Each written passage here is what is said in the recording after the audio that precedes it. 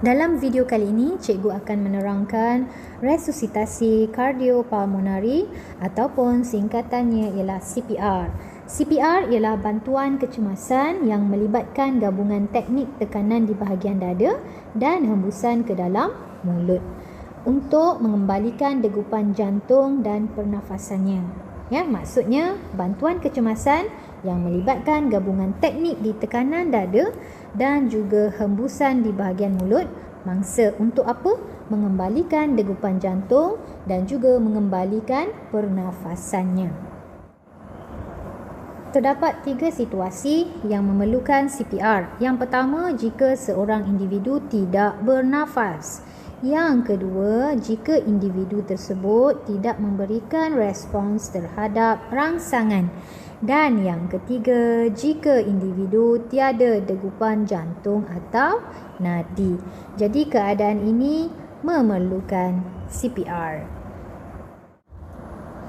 Individu yang tidak memberi respons, tidak bernafas atau tiada degupan jantung mungkin berpunca daripada serangan jantung, renjatan elektrik, lemas dan juga panahan petir. Ini adalah punca-punca keadaan yang memerlukan CPR. Sebagai orang awam, kita juga boleh melakukan CPR terhadap mangsa, tetapi kita perlu mempelajari kaedah CPR yang betul.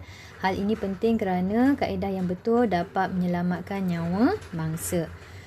Untuk CPR, kita tidak perlu sebarang peralatan. Baiklah, mari kita lihat langkah-langkah untuk melakukan CPR yang betul. Ini untuk orang dewasa. Yang pertama, periksa respons mangsa. Pergi ke arah mangsa dan pastikan keadaan sekitarnya selamat. Periksa respons mangsa dengan menepuk bahu dan tanyakan, adakah anda okey? Jika tiada respons, jerit tolong dan minta bantuan orang lain untuk menghubungi talian kecemasan iaitu 999. Langkah yang kedua ialah buka saluran pernafasan dan periksa pernafasan mangsa. Pastikan mangsa berbaring di atas permukaan yang rata dengan bahagian dada menghadap ke atas. Dongakkan kepala mangsa ke belakang. Tolak sikit lah. Dongak kepala mangsa ke belakang dan angkat dagunya untuk membuka saluran pernafasan. Periksa sama ada mangsa bernafas atau tidak. Ini langkah kedua. Langkah seterusnya ialah dengan melakukan tekanan dada. Jika mangsa tiada nadi atau pernafasan dikesan, teknik ini dilakukan dengan meletakkan sebelah tapak tangan di bahagian tengah dada mangsa. Pastikan tangan dalam keadaan lurus, tekuk tangan tadi dan selang-selikan jari. Boleh tengok gambar ni. Cuba tengok gambar yang bergerak ni, nampak tangan dia lurus kan? Bangun dan condongkan badan sedikit ke depan dengan bahu berada tegak dengan dada mangsa. Boleh tengok dengan gambar ni. Ini sebenarnya dia condongkan sikit badan dia tu.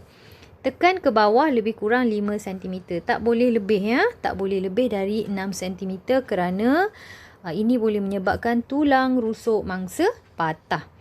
Lepaskan tekanan dengan tangan masih pada dada mangsa. Biarkan dada mangsa kembang semula sepenuhnya sebelum tekanan seterusnya dilakukan. Teknik ini dilakukan pada kadar 100 hingga 120 tekanan per minit.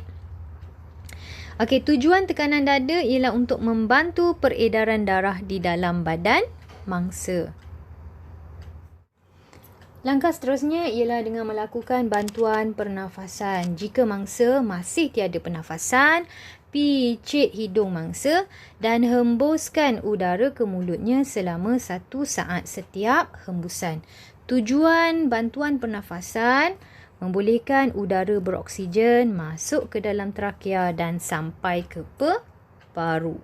Langkah yang kelima, tekanan dada dilakukan sebanyak 30 kali diikuti dengan 2 kali hembusan mulut ke mulut.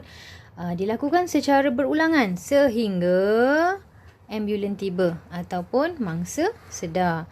Jika mangsa bernafas tetapi masih belum sedar, ubah kedudukan mangsa dalam keadaan mengiring. Ini adalah langkah-langkah yang betul bagi CPR.